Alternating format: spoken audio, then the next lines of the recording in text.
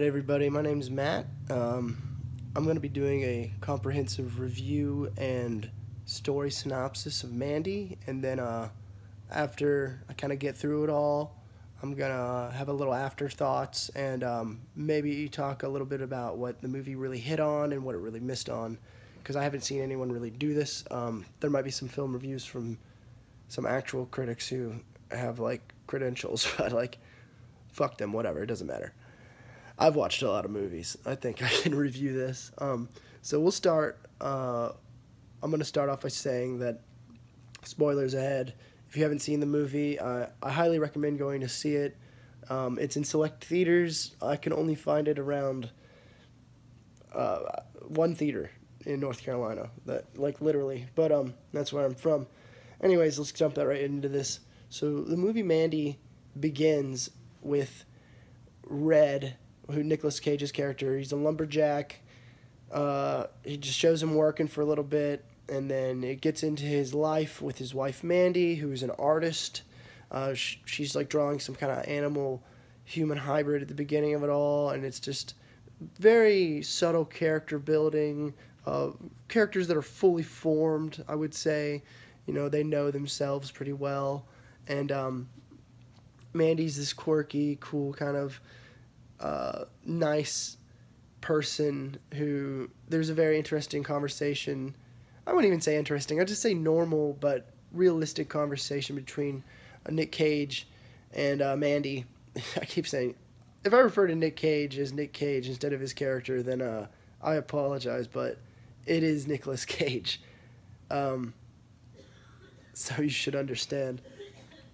And they're talking about planets, and it's just nice. It's just a subtle, slow burn of character building between them, and they have a nice relationship. There's nothing going on, but there is this subtle, almost nefarious darkness, and it's not evident at first. And I had to watch the film a second time, and I just got back from it for the second time with a buddy of mine to kind of really notice it all in the underlay.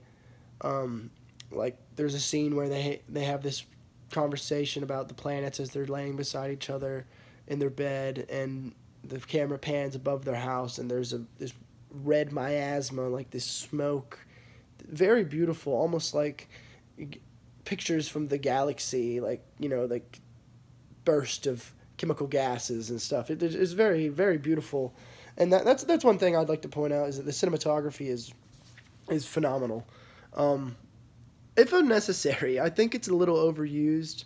I feel like this director in particular, if you've never seen any of his work, I believe he's done a few films, but his most well-known is Beyond the Black Rainbow. Not the greatest film in the world, I will admit, after watching it, but very disturbing, and the imagery, the same kind of synthy music, same kind of very ethereal, visceral lighting and smoke, and very dreamlike essence to everything he has, and that's very that lives on in Mandy. Anyways, so moving forward, the first half of Mandy is pretty much Mandy and Red. You're getting to know them, and I would say this part of the film is a bit slow. I think that's what people have, my buddy, we were talking, that's what we talked about, thinking it was a bit too slow for our taste.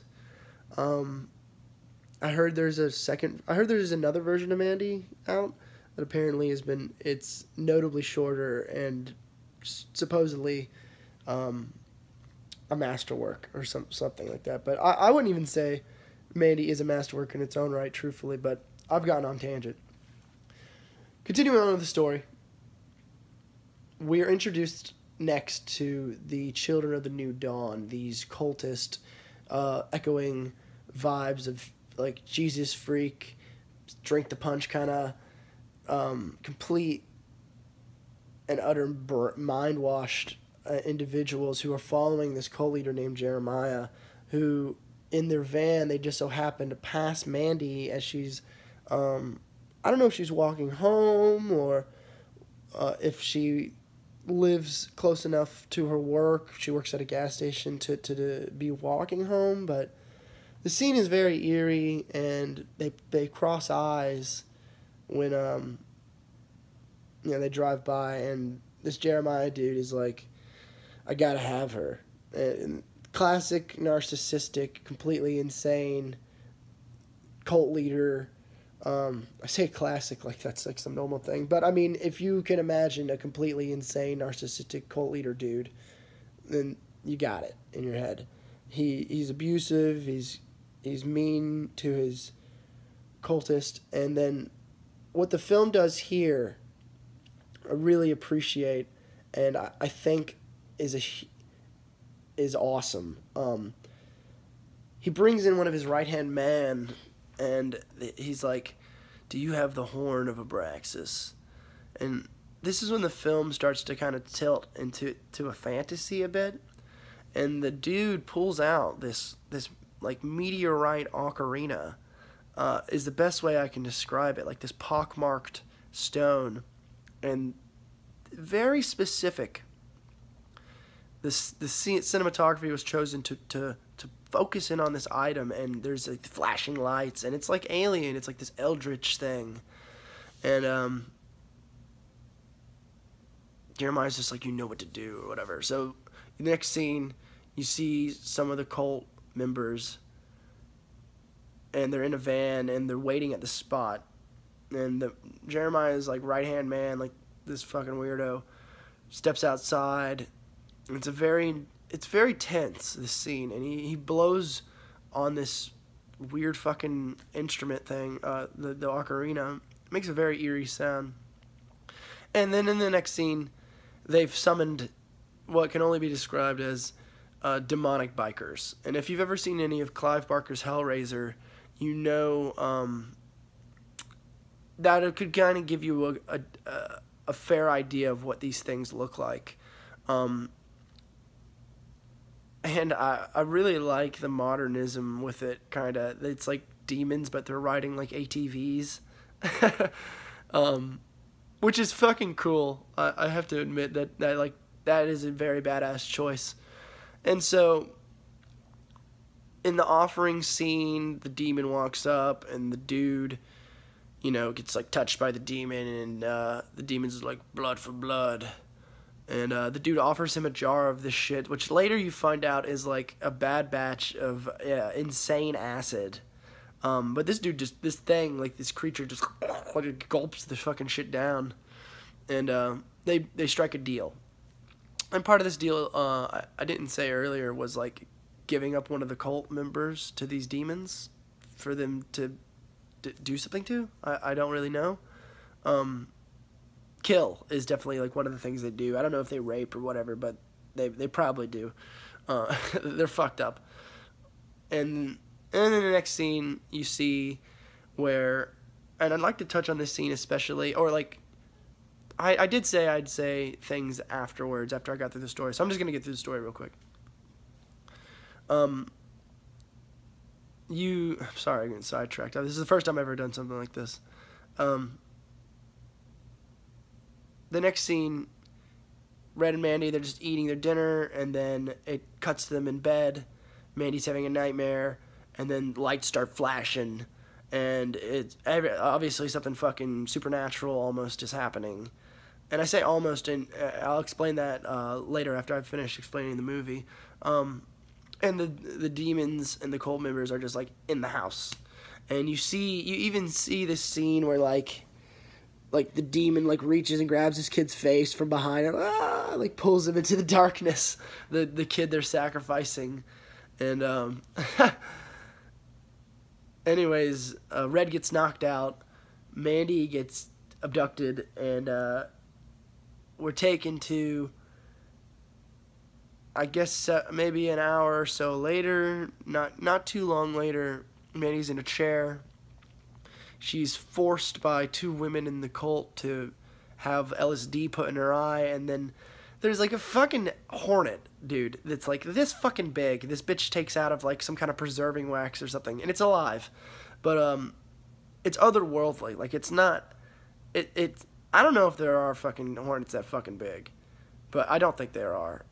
I was thinking it was like some kind of alien, like demon thing, and I still think that. I still think that was the case, but there's no elaboration, and that's one thing about these artifacts and like these things that this cult has. There's not very much elaboration. In fact, there's none, and that's one of the major issues I'm gonna discuss later. Moving forward, she's drugged. She has a hornet sting in the neck from like an alien hornet, and they pick her up and they take her into, the room. It's her fucking house, I'm pretty sure. Yeah, it is her house. They're still in, and you don't know where Nicolas Cage is currently. And Jeremiah goes on the spiel about, like, you called out to me. I'm sorry. This was like a big, I mixed up the order of that, but he's like, I'm sorry, this had to happen this way, but pretty much I'm God. Let's listen to some music that's about me, because you kind of learn about that this character at this point was someone who wanted to be famous, and obviously didn't get famous because his music sucks dick, because you get to hear his music, and Mandy sees through this guy. Like, even in her fucked up state, she sees this dude as like just some narcissistic piece of shit asshole who's completely delusional. And there's an interesting line she says. He says, "What do you see?" And she says, "I see a reaper coming." That's a pretty good allusion to Nicolas Cage in the second half of this film, which is an interesting line where I'm not really. There's all this kind of like allusion to like a psychic connection between everything in this movie, which is something you will see if you see this movie. There's like this subtle unspokenness in certain aspects of it, and I'm not sure if that's because almost everyone in the film is on drugs, like, actually, except for, I believe only one person is literally in the film is not on drugs. Because all of the cult members are on this, they're on acid. And the demons, they're on they're on like this fucked up LSD. Like, they're drinking it and shit. They don't give a fuck. And Mandy's now fucked up. And later, Red goes on a completely insane drug-filled revenge thing. But anyways, she starts laughing at Jeremiah. He's trying to beat off on her, and he can't. And he's like screaming and freaking out. And he gets embarrassed in front of Mandy. Or Mandy embarrasses in front.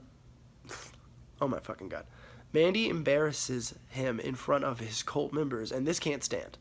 And you see him go talk in the mirror, and he's like, "Tell me what to do." And I think, I really wanted to see, like, because they've already revealed in the movie at this point that there are like these artifacts, these strange things, like this almost alien device that it's like eldritch in nature, Lovecraftian even, that summons these fucking hellbikers. And I wanted to see more of that. I wanted to feel more of that in the film and have more of a play into it, instead of it just being like a second thought, like an offhand thought. And that's kind of how they treat it. Some people might disagree with me, but I'll discuss why I feel that way later.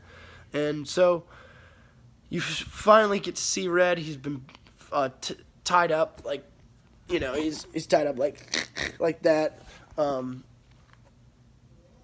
And Mandy's put in a burlap sack, and they fucking burn her. They literally cover her in gasoline, and they burn her to death. And the scene is super fucking intense. There's some elements of the scene, and there's some elements of the movie that almost like they want to be funny, like it wants to be funny. There's like when they like are holding her up, burning her, one dude is like it's I don't know. It's not funny. It shouldn't be. I did laugh the second time out loud in the theater to the disgust of some of the people in the theater, but I can't help it because it just is. It's a little silly, but Nicolas Cage's performance at this point in the film um, is really good. I would say Nicolas Cage is good at a few things as an actor, but what he excels at is raw, that raw like emotion, like the overwhelming emotion, I guess, is what he really expresses that here as he watches his wife get burned to death by these fucking cultists, and so she burns to death. It cuts to the scene of the cultist drop. Well, damn, I skipped a fucking scene. I'm being a fucking idiot. Before they burn his wife to death, Jeremiah and them walk up, and he's like, "You think you know what love is?" And he gets one of the